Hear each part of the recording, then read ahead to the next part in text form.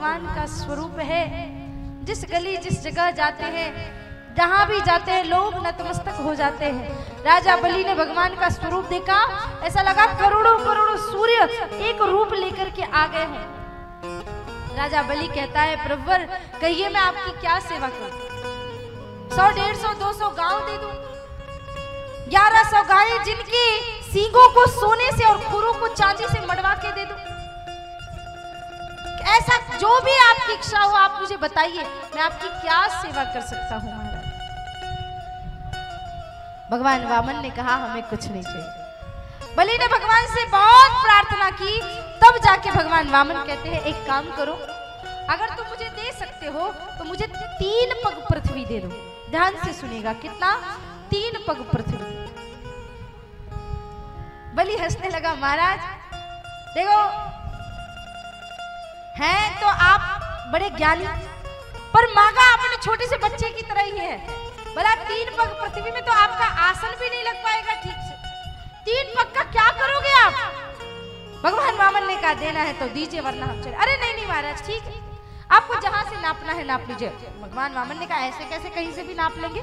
संकल्प बोलो, कल के दिन तुम मुकर गए, हमको पक्की रजिस्ट्री करनी है अपने 3 पग की।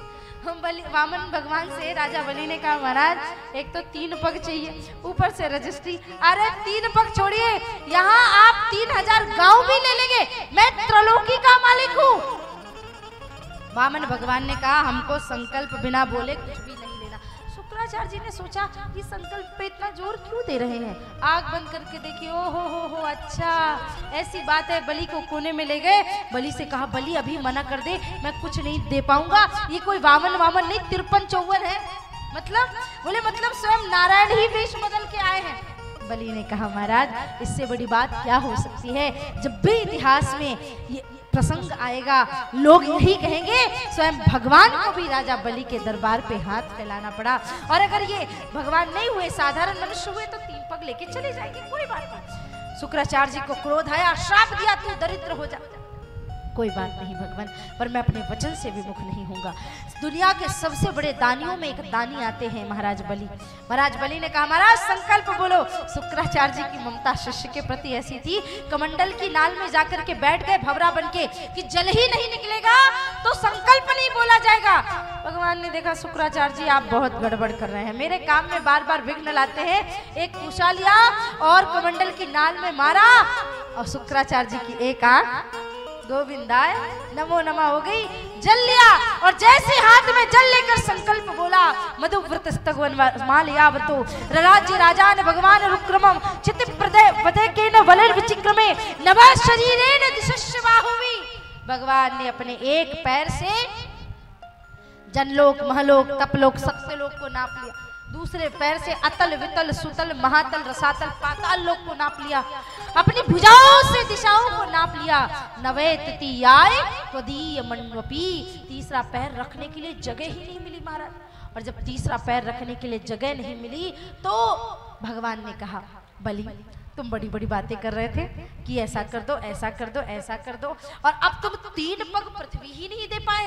अब बताओ तुमसे ज्यादा पापी व्यक्ति कौन होगा जो वचन देकर के भी वचन से विमुख हो गया?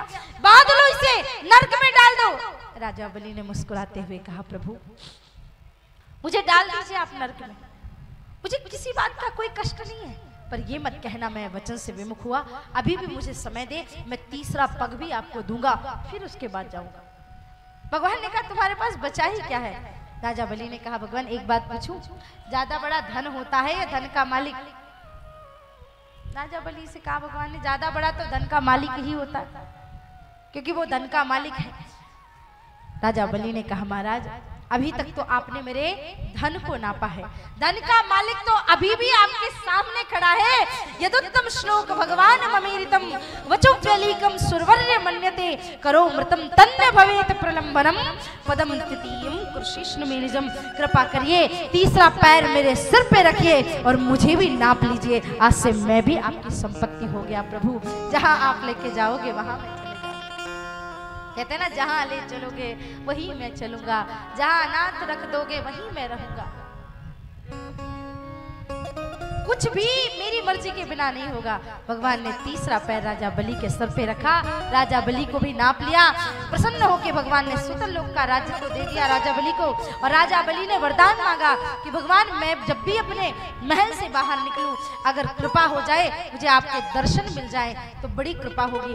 तो कहते हैं आज भी भगवान सुतल लोक में खड़े होकर के राजा बलि के लिए पहरा देते हैं और राजा बलि को दर्शन देकर के अपनी कृपा से धन्य धन्य करते हैं। कौन कहता है भगवान ने केवल देवताओं पे कृपा की है?